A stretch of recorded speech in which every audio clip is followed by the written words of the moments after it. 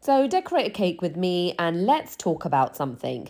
So, there's a lot of bakers out there at the moment that are not charging correctly. In fact, they are undercharging massively. Don't really know how much it costs them to make the cake. They're just magicking numbers into their head and giving a customer a figure of, say, 30 or 40 or 50 pounds, even 60 pounds. Trust me, you are not making any money.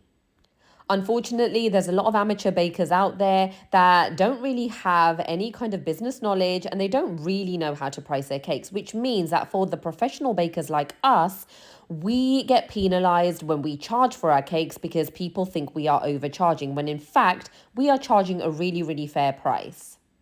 Let me tell you a story. There was a customer who inquired about a cake with me, and I gave her a price, and she said that it was just too expensive, and she ended up going with someone else. So 6 months later, surprise, surprise, she got in touch with me to order a cake. So I gave her the quote and she was completely happy. She went ahead and booked with me. She then gave me some feedback on the cake she had ordered 6 months prior from another baker. She said the cake tasted absolutely horrendous. It was dry, it was hard, it just did not taste nice, and all the guests were really, really disappointed. Now, she told me what she paid for the cake, and I was stunned because I know for a fact that that would not have even covered her material, her ingredients, her labor, her profit. So I don't really know how people are running businesses when these numbers are just not covering any of their costs. So what's happening with these amateur bakers is it's just going to end up being a very expensive hobby whilst penalizing professional bakers like us. So, next time you get a really, really cheap price for a cake, just stop and think that cheap is not good and good is not cheap. And honestly, that statement is so true.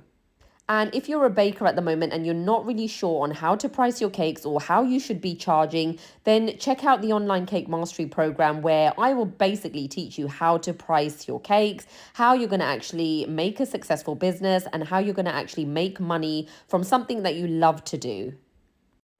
Also, just to the clients out there, the next time that you do inquire with a baker, make sure that they are registered with their local council. Make sure they are legally allowed to provide food for the general public. Make sure they have their level 2 food hygiene.